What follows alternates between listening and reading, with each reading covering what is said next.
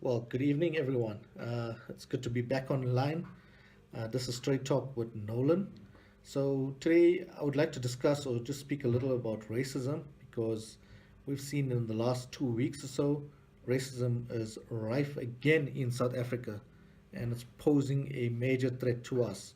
We may not see it, but really it is a major threat. Now, what really is racism? Now, we know racism takes many forms and can happen in many places, right?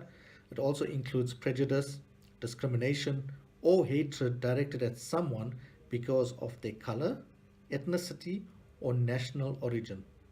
Now, it's only because the one person believes that their race is much superior. And that's a problem because we are all the same, we all are human, and we should be treated like human. Now, who experiences racism? Many people experience racist behavior. We saw in the last 2 weeks, like I said, many people. I don't want to go into a bit more detail. I don't want to speak a bit more about who was being racist to who, because the whole idea about this discussion is to help curb racism, help educate people. This is what it's all about. Now, where does this really happen? We know it happens in anywhere. It can happen at work, it can happen in public places, it can happen in shops, neighborhoods. It's all over in public transport, sporting events, even at schools. And in the last few years, racism has become a particular problem online. Yes, ladies and gentlemen, social media has made it so much easy for people to go on anonymously and post hate speech. They don't care whether it's offensive comments or anything. They will create a fake ID and they will post it. This is cyber racism and it has an impact on many people because people tend to read this, they tend to share this message across, and once a message is shared, it just goes on and on and on. It has this ripple effect, which is really not good because it's a fake profile that did it. It's one person that had bad intent that caused this major havoc. So, really, why are people racist?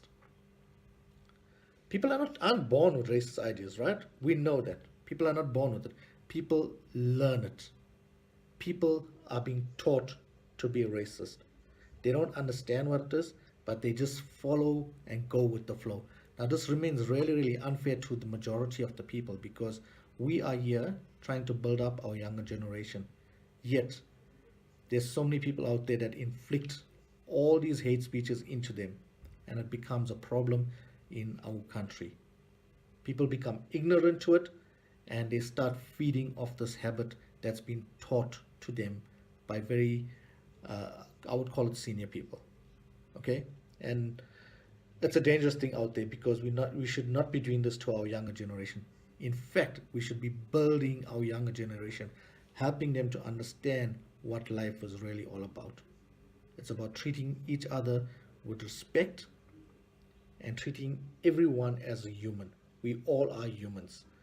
And we know that it affects society at large. So, my take on this and my wish and my plan for the future together with every single one is let's work together and build our beautiful country up again.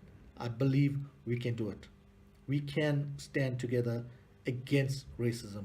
We stood together for the 2010 World Cup. What a beautiful sight it was. So let's stand together and let's stop racism. Let's start educating our youngsters, especially. Let's start educating them that they need to learn to respect every single race, irrespective of color, because at the end of the day, we are all one race. We are the human race. So that's it for now. Follow my feed or follow my fan page. It's called Straight Talk with Nolan. And I wish you a good evening. And like I said, let's say no to racism. Cheers, everyone.